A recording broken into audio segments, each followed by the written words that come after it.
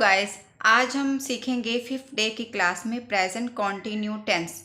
Present continue tense की definition होती है जिन हिंदी के वाक्यों के लास्ट में रहा है, रही है, रहे हैं, आते हैं, वहाँ पर हम सब्जेक्ट इज़ आर एम में से कोई एक और सिर्फ वर्ब की फर्स्ट फॉर्म और वर्ब की फर्स्ट फॉर्म के साथ आईएनजी यूज़ करते हैं। नेगेटिव वाले वाक्यों में थर्ड नंबर पर हम नॉट यूज़ करते हैं। थर्ड नंबर पर हम नॉट यूज़ करते हैं।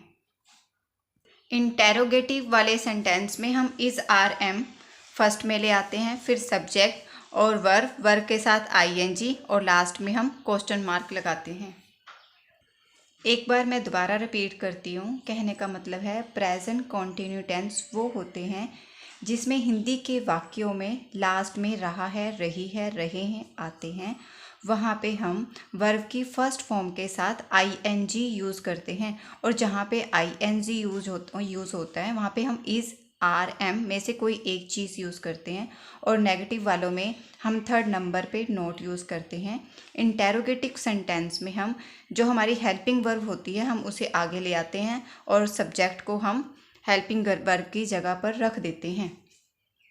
अब हम ये देखते हैं कि हम इज़ आर एम किस किस के साथ यूज़ करते हैं। आई के साथ हमेशा एम यूज़ होता है, एम यूज़ होता है और ही शी इट के साथ हमेशा इस का यूज़ करते हैं। ही शी इट नेम के साथ हम इसका यूज़ करते हैं और यू वी दे के साथ हम आर का यूज़ करते हैं।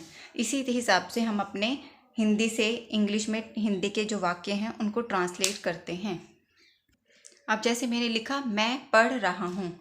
अब हमारा है कि सबसे पहले हम सब्जेक्ट लिखते हैं। सब्जेक्ट हमारा है आई के बाद हम सबसे लास्ट में जाएंगे। लास्ट में हम देखेंगे, लास्ट में लिखा है रहा है। रहा है के लिए हम इज़ आर एम का यूज़ करते हैं क्योंकि हमें यहाँ पे अब हेल्पिंग वर्ब लेकर आनी है। यहाँ पर नंबर 2 पर हेल्पिंग वर्ब आती है और रहा है हमारी हेल्पिंग वर्ब है, तो इसके लिए हम यूज़ करेंगे इज़ आर एम। अब मैंने आपको बताया था एम के साथ हम आई के साथ हम एम का यूज़ करेंगे तो बन गया आई एम। पढ़ने को इंग्लिश में बोलते हैं रीड, आई रीड, और रहा है के लिए हम आईएनजी यूज़ करते हैं तो यहाँ पे हो गया I am reading, I am reading. अगर अब इसी को हमें नेगेटिव में बनाना है कि हम ये काम नहीं करते तो हमें नंबर 3 पर लेकर आना पड़ेगा। 1 2 3 आई एम नॉट रीडिंग कि मैं इस समय नहीं पढ़ रहा हूँ। और अगर हमें इसे इंटेरोगेटिव वाले में बनाना है, इंटेरोगेटिव में बनाने का बहुत ही आसान तरीका, इसको इस जगह पर ले आएंगे, इसको इस जगह पर। कहने का मतलब है हेल्पिंग वर्ब और सब्जेक्ट अपनी जगह को चेंज कर लेते हैं। अब यहाँ लिखेंगे एम आई नॉट रीडिंग।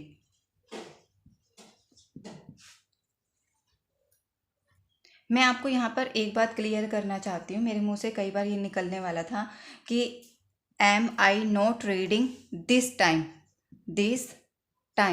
कि इसका मतलब ये है कि दिस टाइम का मतलब ये है कि मैं इस समय पढ़ाई नहीं कर रहा हूँ। कई बार इंसान किसी काम को लगातार करता रहता है, जैसे वो स्कूल रोज़ जाता है तो कई बार कहता है कि मैं इस समय इसका मतलब मैं स्कूल रोज़ जा रहा हूँ, या मैं काम कर रहा हूँ, मैं जो जॉब कर रहा हूँ। तो हम ऐसे वाक्य को हम प्रेजेंट कॉन्टिन्यू टेंस में नहीं बनाते, हम प्रेजेंट इंडेफिनिट में बनाते हैं। अब जैसे किसी ने कहा कि आजकल आप क्या कर रहे हो, पढ़ रहे हो, तो अगर मैं हूँ तो मैं ये बोल दूँगी कि यस आई एम रीडिंग, कि मैं पढ़ रहा हूँ, तो ये गलत हो जाएगा। मुझे कहना चाहिए यस आई रीड।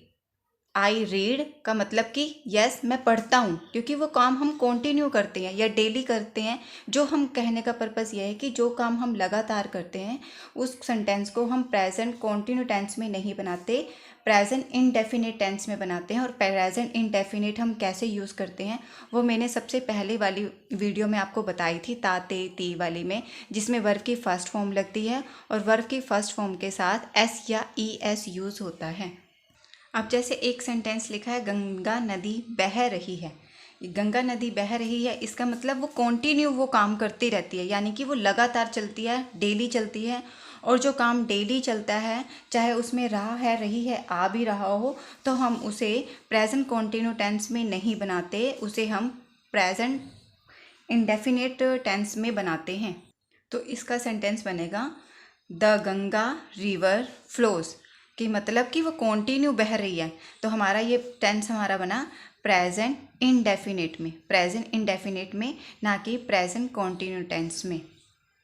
मेन कहने का मतलब है कि हम प्रेजेंट कंटिन्यू टेंस इसलिए तो बनाते ही हैं कि जिनके वाक्यों के अंत में रहा है, रही है, रहे हैं आता है, तो हम वहाँ पे इज़ आर एम का यूज़ करते हैं और वर्ब की फर्स्ट फॉर्म के साथ ING यूज़ करते हैं।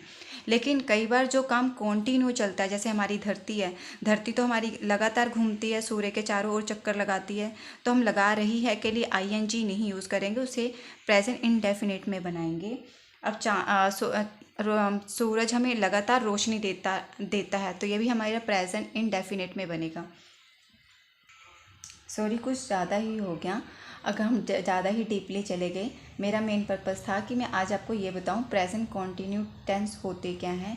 इसके 3 चीज़ें होती हैं। ये तो सबसे आसान टेंस होता है कि इसमें हम इज़ आर एम का यूज़ करते हैं, इज़ आर एम, और वर्ब की फर्स्ट फॉर्म प्लस ING का यूज़ करते हैं। जैसे कि मैं सो रहा हूँ, मैं सो रहा हूँ। I am sleeping, I am sleeping, कि मैं सो रहा हूँ। अगर मैं लिखूँगी कि नो, कि मैं नहीं सो रही हूँ, तो क्या लिखेंगे? आई am not sleeping, I am not sleeping. और क्या वाले जो वाक्य हो जाएंगे, तो क्या वाले वाक्य में हम लिखेंगे am I not sleeping, I am not sleeping. अब एक हम आर वाला यूज़ करके देखते हैं। कहने का मतलब है कि जैसे हमने किसी ने कहा कि तुम स्कूल जा रहे हो, तो तुम स्कूल जा रहे हो के लिए क्या बनेगा? You are going to school, you are going to school. अगर हमें ये कहना हो कि तुम स्कूल नहीं जा रहे हो, तो नंबर 3 पर आ जाएगा you are not going to school. अगर इंटेरोगेटिव वाला हमें बनाना हो, तो हम ये बोल देंगे are you going to school. अब मैंने लिखा है यहाँ पे रवि भारत के लिए मैच खेल रहा है। रवि क्या है? एक सब्जेक्ट है। तो हमने हमेशा मैं ये बताती हूँ कि हमें 3 चीज़ों की ज़रूरत होती है। एक हमें सब्जेक्ट की ज़रूरत होती है, एक हेल्पिंग वर्ब की ज़रूरत होती है, एक हमें मेन वर्ब की ज़रूरत होती है। हमारा सब्जेक्ट हमारा सबसे पहला होता है, हमने लिख लिया सब्जेक्ट। इसके बाद हम सबसे लास्ट में जाएंगे। रहा है से हमें ये पता चल रहा है कि हमें इज़ आर एम का यूज़ करना है। तो हमें यहाँ रवि क्या है? सिंगुलर पर्सन है। सिंगुलर पर्सन के साथ हमेशा इज़ का यूज़ करते हैं। पहले मैंने रवि तो लिखा नहीं, रवि इज़, यहाँ पे हेल्पिंग वर्ब आ चुकी है। अब हमें मेन वर्ब चाहिए, खेल। इसी के साथ जुड़ा होता है, हेल्पिंग वर्ब के साथ ही जुड़ा होता है खेल। खेल को इंग्लिश में बोलते हैं प्ले। अब रहा है के लिए हम ING यूज़ करेंगे, राम इज़ प्लेइंग। हमारा ये सेंटेंस बन चुका है। क्या खेल रहा है? Match. Ram is playing match. किसके लिए खेल रहा है? भारत के लिए। तो लिखेंगे फॉर इंडिया। हमारा सेंटेंस बन चुका है, Ravi is playing match for India. अगर अब इसे हमें नेगेटिव वाला बनाना है तो कुछ भी नहीं करना। अब हम इसे यहाँ पर नोट लगा देंगे, Ravi is not playing match for India. अगर हमें इसे क्या वाला बनाना है, तो इसकी जगह पर हम यहाँ ले आएंगे इज़ रवि।